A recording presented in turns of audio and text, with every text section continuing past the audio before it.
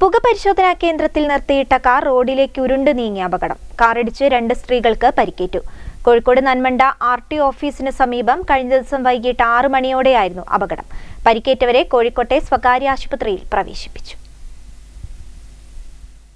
പുകപരിശോധനയ്ക്കായി നിർത്തിയിട്ട car hand brake ഇടാത്തതിനെ തുടർന്ന് റോഡിലേക്ക് ഉരുണ്ടു നീങ്ങിയാണ് അപകടമുണ്ടായത്. ഈ സമയം റോഡിലൂടെ സ്കൂട്ടറിൽ യാത്ര ചെയ്യുകയായിരുന്ന 2 സ്ത്രീകൾക്ക് കാറിടിച്ച് പരിക്കേറ്റു. ചേളന്നൂർ സ്വദേശികളായ നഫീസ്, മുംതാസ് എന്നിവർക്കാണ് പരിക്കേറ്റത്. പരിക്കേറ്റവരെ കോഴിക്കോട്ടെ സ്വകാര്യ ആശുപത്രിയിൽ പ്രവേശിപ്പിച്ചു. കഴിഞ്ഞ ദിവസം വൈകിട്ട് 6 മണിയോടെ കോഴിക്കോട് നന്മണ്ട RTO ഓഫീസിന് സമീപത്തായാണ് അപകടമുണ്ടായത്. നിയന്ത്രണം വിട്ട കാർ എതിർവശത്ത് നിർത്തിയിട്ടിരുന്ന ലോറിയിലും ഇടിച്ചു. ഇതേസമയം നന്മണ്ടയിൽ നിന്നും കാക്കൂർ ഭാഗത്തേക്ക് പോകുകയായിരുന്ന സ്കൂട്ടറിലും ഇടിച്ചാണ് കാർ നിന്നത്.